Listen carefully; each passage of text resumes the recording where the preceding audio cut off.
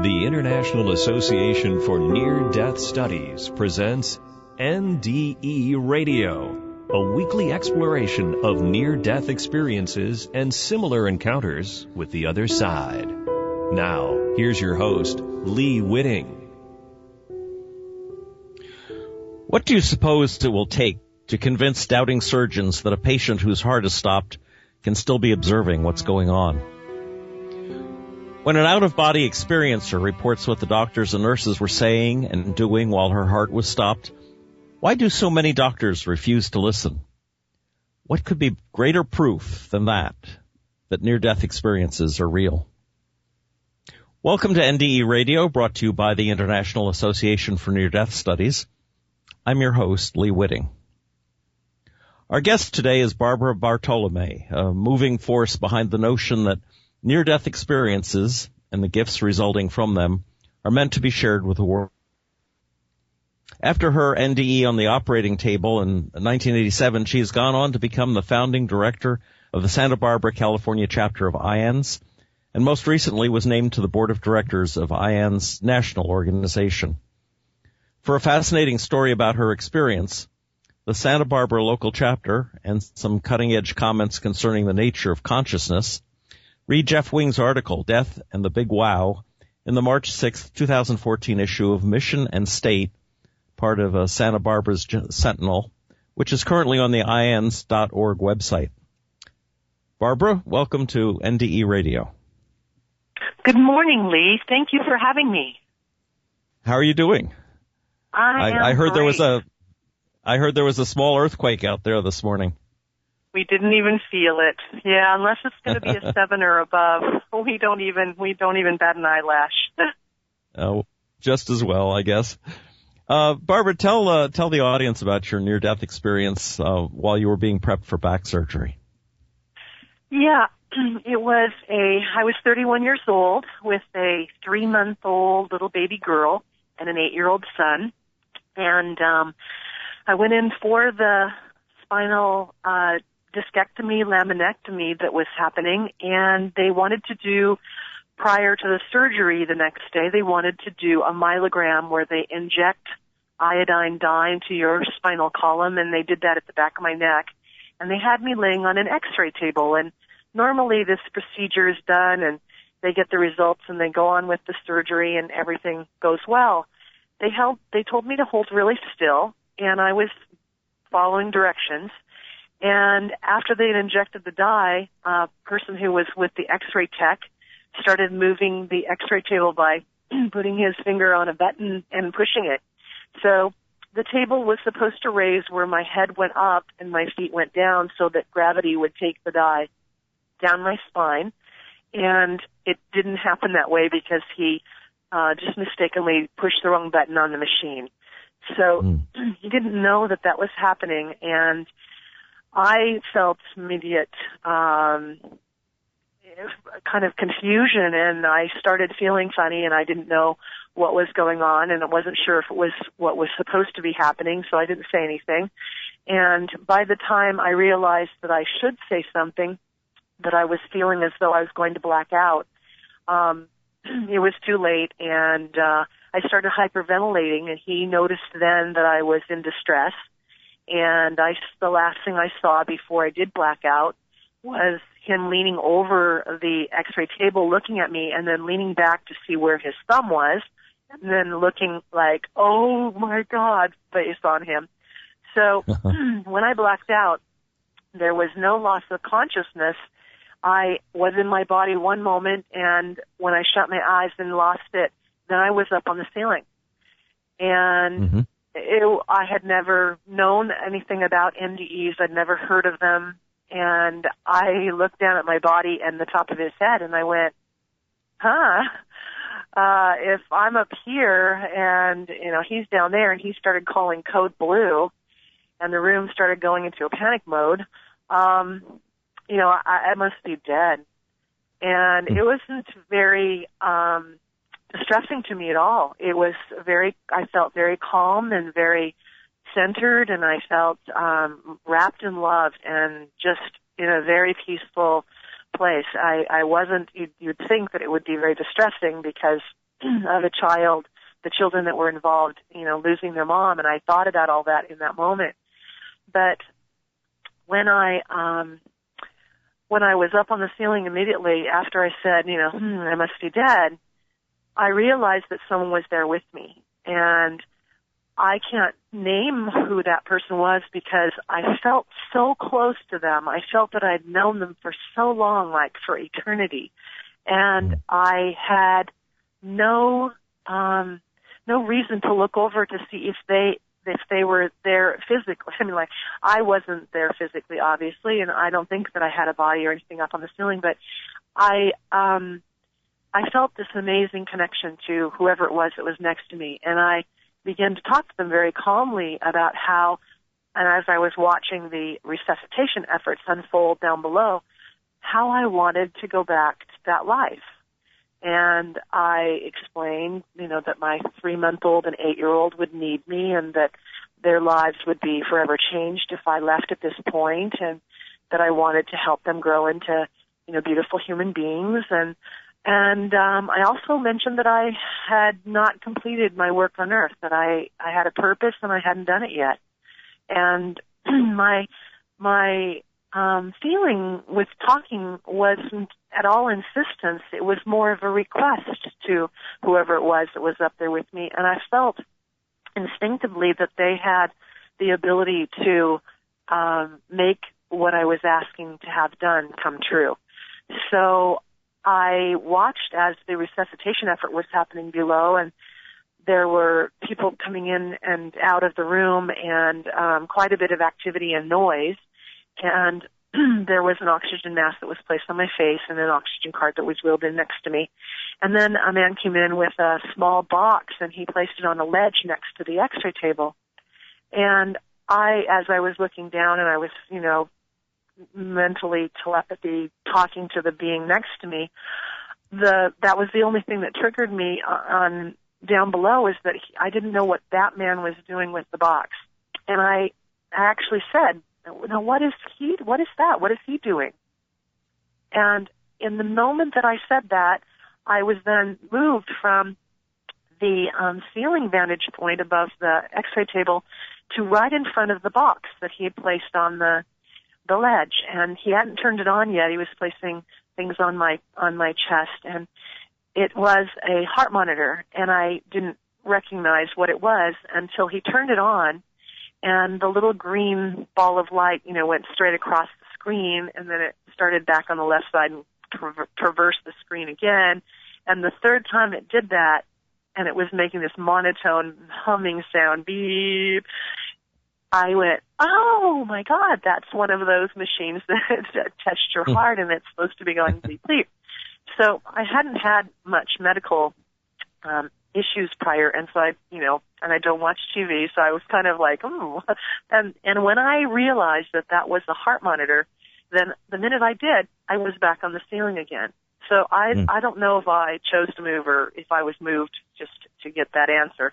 But as I was still on the ceiling talking with the being and continuing to carry on my reasons why I wanted to go back, the neurosurgeon that was in the room and the orthopedic surgeon that were doing the surgery the next day were talking because they felt that the defib unit was taking too long to get into the room.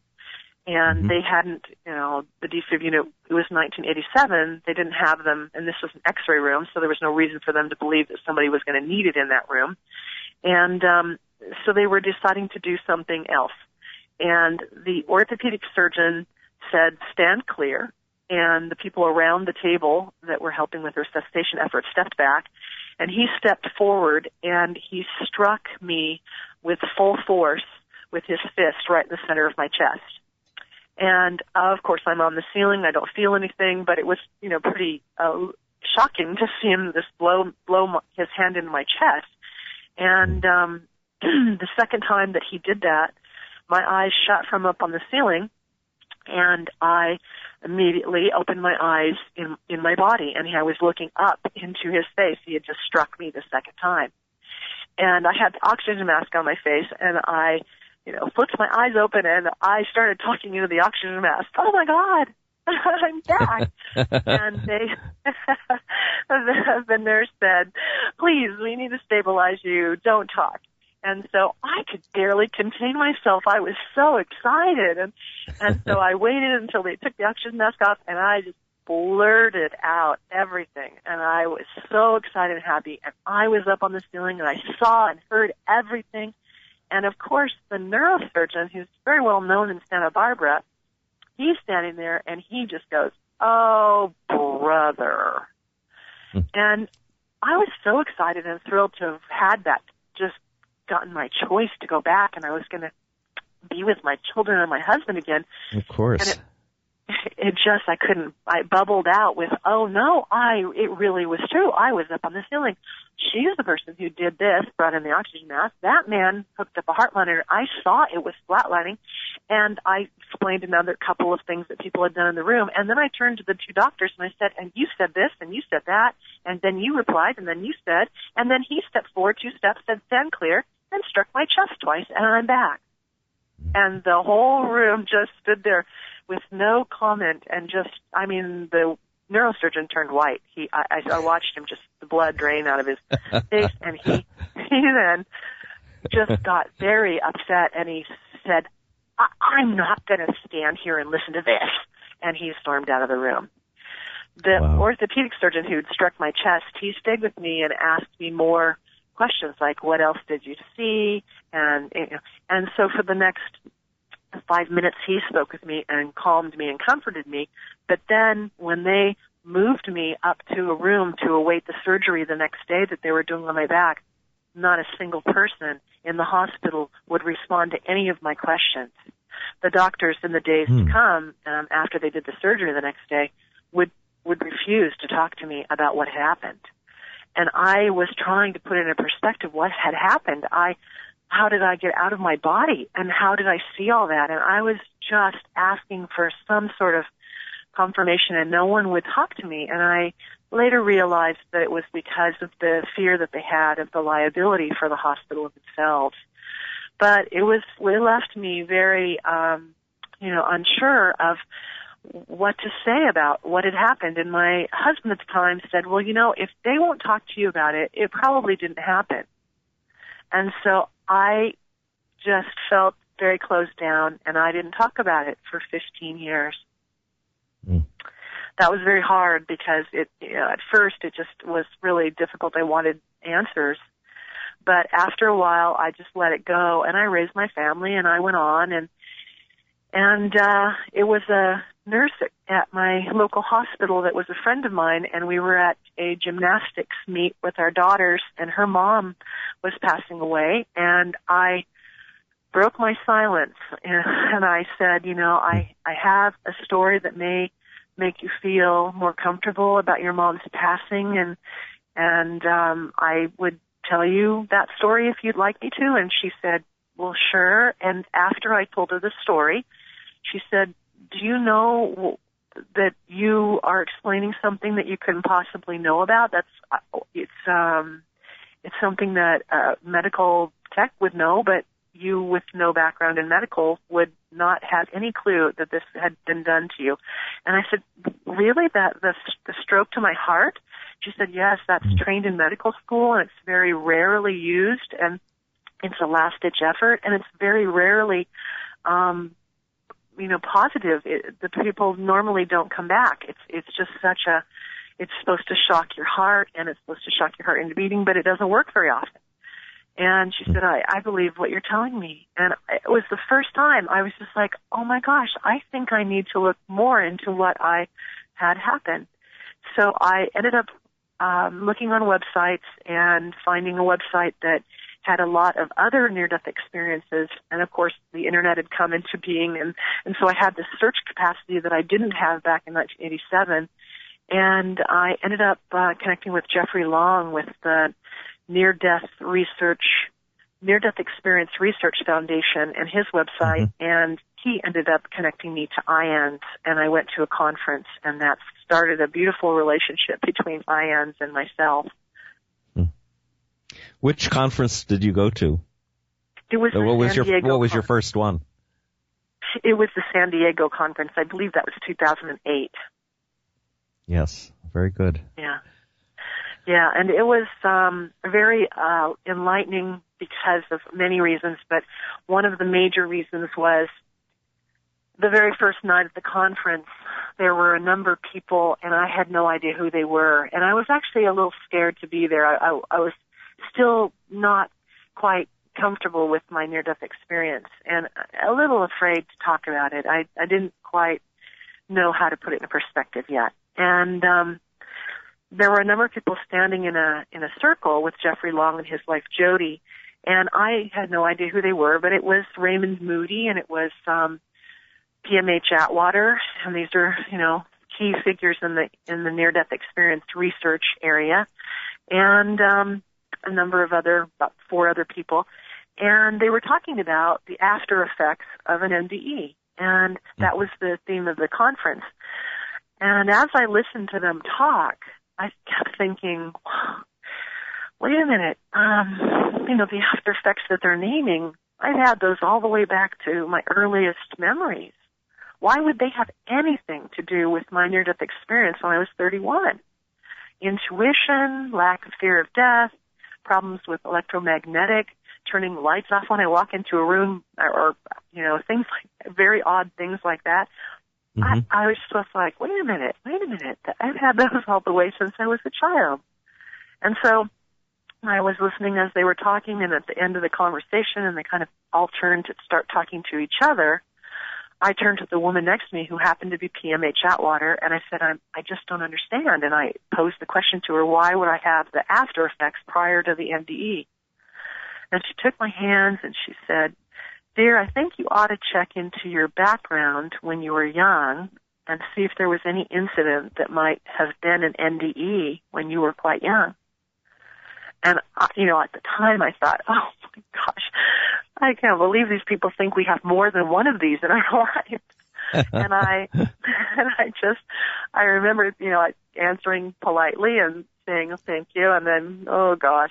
And so as I went through the conference, though, that planted a seed, and I kept thinking, was there anything that I could remember? And there wasn't anything that was a major trauma to me as a child. And so I had a trip planned to go up to Oregon to see an older brother about a month after the conference, and he didn't know about my near-death experience at age 31, so he had no possibility of, I didn't tell the rest of my family or anybody.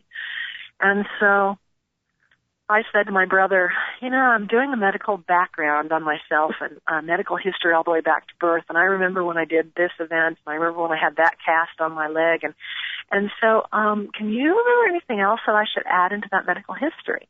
And he said, well, let me think about it. And so we were having dinner, and our families were talking and laughing, and after the end of the dinner, he came over and he stood next to me and he said, I do remember something, Barbie, and I was actually told when I was young not to tell you this.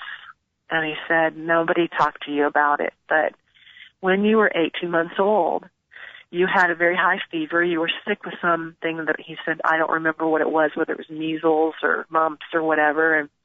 And he said, you had a very high fever and you went into convulsions and you stopped breathing.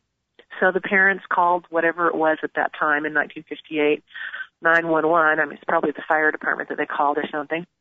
And the fire department, whoever there was, the person on the other end of the line said, you need to put the baby's body in tepid bath water, and you need to then add ice cubes and slowly lower the body temperature of the child until the ambulance can get there. So my parents were doing that, but unfortunately, we had one tray of ice cubes, and so my brothers that were 10 years older than me and 8 years older than me were sent to the neighbors' houses to get their ice. And when my brothers came back and were watching as my mom was holding me in the bath water, my brother said I had turned completely dark purple by that time, and that I was lifeless. And my mom had had some nursing training, and so she was sobbing, and my father was on the phone with, the number that he'd called. And he said spontaneously, as he was standing there in the door watching the situation, he said spontaneously, I took a large breath, and I arched my back at the same time, and then I burst into crying. And I went from purple to red because I was still feverish. And he said that right at that point, the ambulance had just pulled up in front of the house. They could hear the sirens winding down, and the 2 ambulance guys came in the house, and they, my brother was pushed aside, and he didn't see how they stabilized me, but they took me off in the ambulance, and 3 days later I came home and I was fine. So I'm pretty sure that I had an original NDE at 18 months old, because the after effects are the telltale signs of that.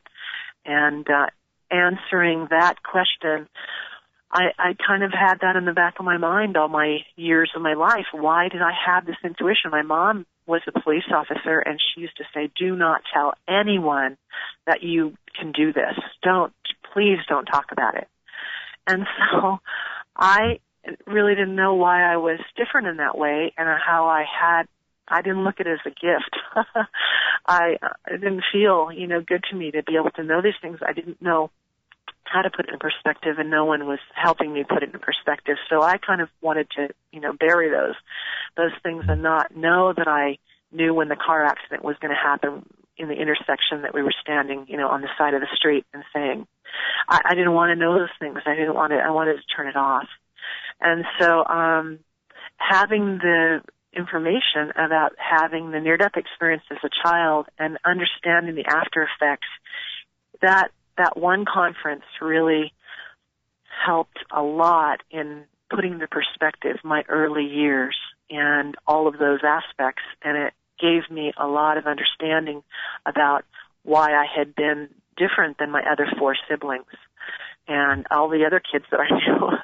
So it helped amazingly, and I really thank IANDS for being there for people, and, I just would like to help make it more readily available to people, because so many people are not aware that IANDS exists and all of the services that they provide. So I'm definitely on board with helping the world to understand, especially medical professionals, mental health professionals, caregivers, hospice workers, those people that encounter someone with a near-death experience and can help them assimilate it into their life a lot earlier than I had the ability to do.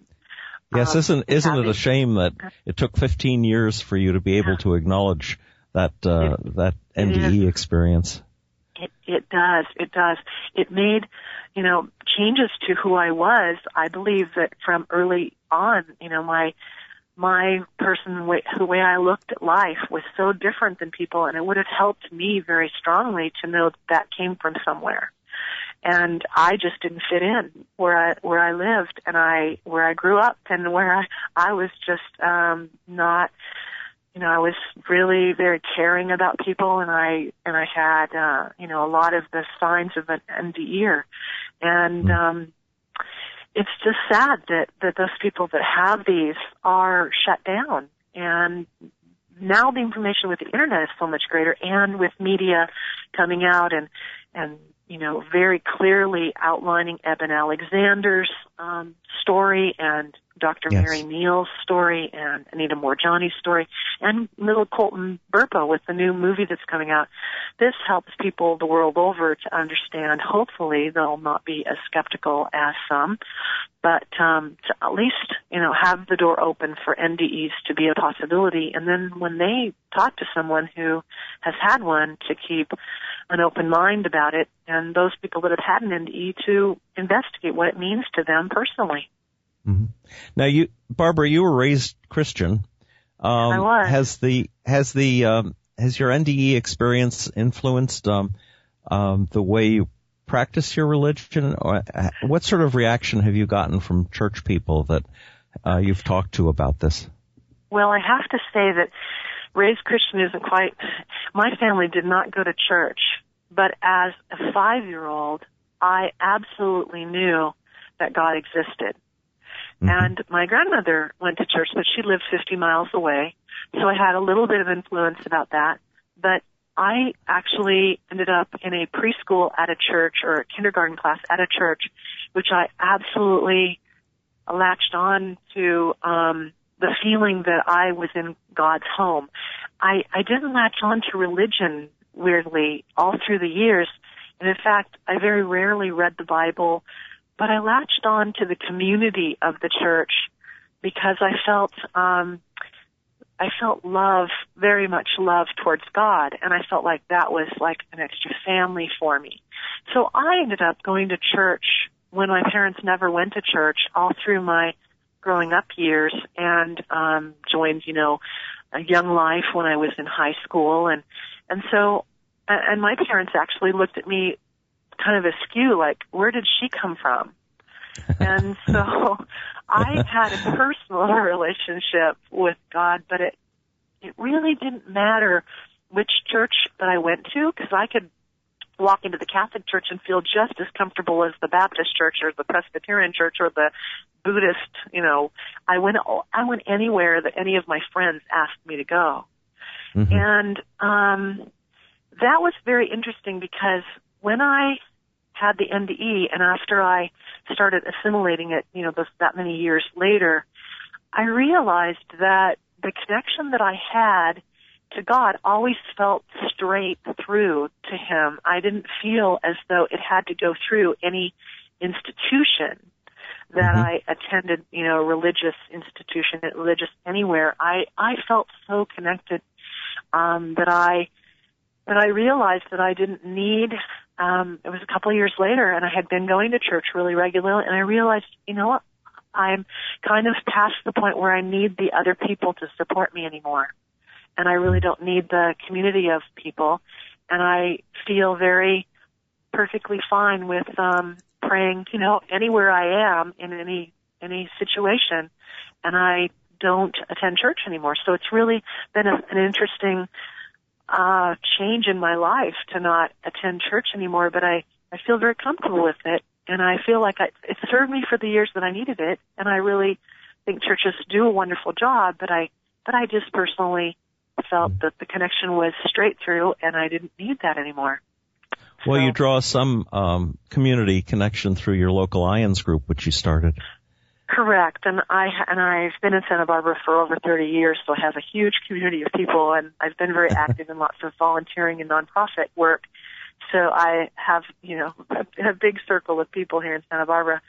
But one of the other things that is important to understand is that we really need to work with our own physicians and our own, like if your parent is passing over, talk with them. And if you understand NDE information, even at a smaller level, at a basic level, talk with your people that are there, the caregivers, or with your elderly parents, or anybody that you come into contact with, because opening up that discussion and giving them the opportunity then to, find out whether, your parent maybe is staring off into the corner of the room and saying, Aunt Martha, or something. They could be seeing the other side prior to their passing over. And having a caregiver or someone in the room that's supportive of that other side and consciousness continuing situation, that outlook, that's really important, I think, to give to those people who are passing over. And that's a really important feature also for people who are grieving the loss of a loved one or facing, cancer, imminent death or something. They need to know that consciousness continues, and that that it's just not to be feared. Death is not to be feared. Barbara, thank you so much. Looks like we're just about out of time for today. But I want to thank you, Barbara Bartolome, for being on the show today, and I look forward to seeing you at the IANDS upcoming conference in Newport Beach, California over Labor Day weekend.